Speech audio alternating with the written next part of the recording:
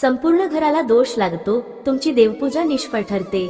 1. चुकूनही गुरुवारी देव साफ करू नका। 2. एकादशीला देव साफ केल्याने काय होते? 3. देव कोणत्या दिवशी साफ करावे? 4. देव कोणत्या दिवशी चुकूनही साफ करू नये? आज या व्हिडिओमध्ये आपण देवांविषयी तुमच्यापैकी बऱ्याच जणांनी कधीही न ऐकलेली दुर्मिळ माहिती पाहणार आहोत। बघा, आपल्या दिवसाची सकाळची सुरुवात ही देवघरापासून होत असते। आपण सकाळी उठल्यानंतर आवरून झाल्यानंतर आपण पहिल्यांदा देवघरांमध्ये येऊन पूजा प्रार्थना करतो। पूजा प्रार्थना करून झाल्यानंतर दिवा अगरबत्ती करून नैवेद्य दाखवून झाल्यावर कामाला हात लावत असतो। त्याचबरोबर संध्याकाळी देखील आपण तुळशीसमोर दिवा लावत असतो। तर आपण सर्वजण दररोज जर देवांची पूजा करत असाल तर ते खूप चांगलंच आहे। त्याचबरोबर कोणत्या दिवशी देव अगदी साफ करायचे आहेत? जर तुम्ही त्या दिवशी देव पूजा करत नसाल तर तुमच्या या चुकीमुळे देवांना उपवास घडणार आहे। तर कोणत्या दिवशी तुम्हाला देवांची पूजा करायची आहे व दुसरी गोष्ट म्हणजे तुमच्या कोणत्या चुकीमुळे देवाला उपवास घडणार, याच विषयाची संपूर्ण माहिती आपण आजच्या व्हिडिओमध्ये पाहणार आहोत। व्हिडिओ आवडला तर व्हिडिओला लाईक करा आणि कमेंट बॉक्समध्ये श्री स्वामी समर्थ लिहायला विसरू नका। हिंदू धर्मानुसार रोज सकाळ संध्याकाळ देवांची पूजा करण्याची प्रथा आहे। देवांची विधिवत पूजा करून प्रार्थना व स्तोत्र म्हणणे हे शास्त्रात सांगितलं आहे। घरात जागेची कमतरता असल्यास एका भागात छोटे देवघर बनवले जाते, तर मोठे घर असल्यास एका खोलीतच पूजेची खोली करण्यात येते। घरात असलेल्या छोट्याशा देवघरामुळेही घरात सकारात्मकता नांदते, तर रोज पूजा अर्चना केल्यामुळे देवांची कृपा बरसते।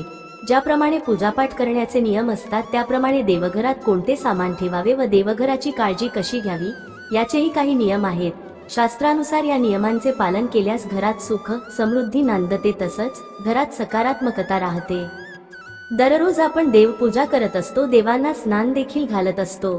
स्नान करून झाल्यानंतर आपण वेगवेगळ्या देवांना ठरवलेले हळदी कुंकू किंवा अष्टगंध लावत असतो। अशामुळे देव हे लवकरच काळे देखील पडायला सुरुवात होते। असे काळे पडलेले देव अजिबात चांगले वाटत नाही, म्हणूनच देवांची वेळोवेळी स्वच्छता करणे हे खूपच गरजेचे असते।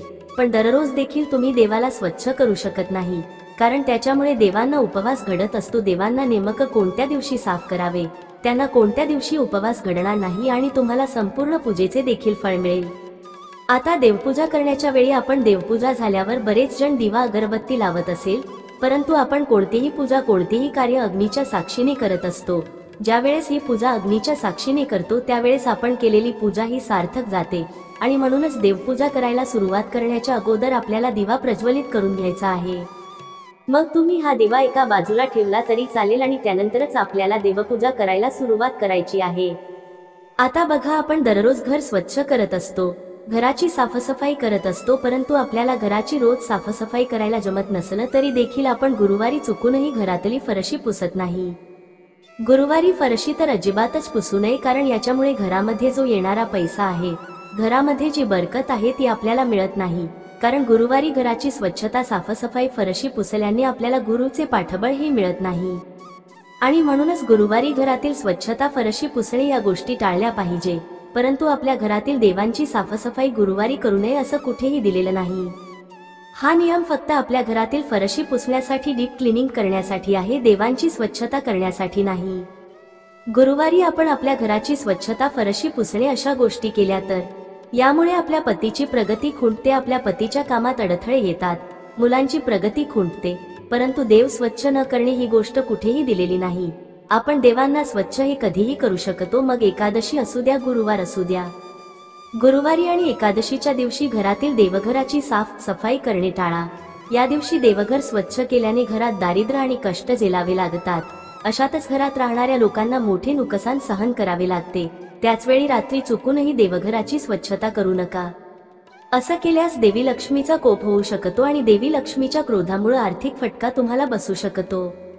आता हा जो नियम आहे हा सर्वांनाच लागू पडेल असं नाही। बघा, तुमच्या घरात तुमच्या पारंपरिक पद्धतीने, जुन्या पद्धतीने ज्या गोष्टी घडत आल्या आहेत त्यानुसार तुम्ही गोष्टी करायच्या आहेत, परंतु त्यात काही चुका होत असतील तर त्या तुम्ही सुधारायच्या आहेत। पण जर का तुमच्याकडे गुरुवारी एकादशीला देवघर साफ केले जात असतील, देव साफ केले जात असेल तर तुम्ही ते करू शकतात। शेवटी प्रत्येकाला प्रत्येकाच्या कर्मानुसार फळ मिळत असते। आता देवांना स्वच्छ कधी करावे तर पहा, आपण प्रत्येक शुभ दिवशी सणाला ज्यावेळेस देव काळे पडलेले दिसतील त्यावेळेस आपण देव स्वच्छ करत असतो। देव स्वच्छ करण्यासाठी, त्यांना साफ करण्यासाठी कुठलाही दिवस बघण्याची गरज नाही। परंतु देवांना अंघोळ घालण्याचा नियम आहे. देवांना अंघोळ घालताना कधीही सर्व देव एका तामणात किंवा एका ताटलीमध्ये एकत्र करून ठेवून त्यावर आपल्याला कधीही पंचामृताने किंवा पाण्याने संपूर्ण देवांना एकत्र अंघोळ घालायची नाही.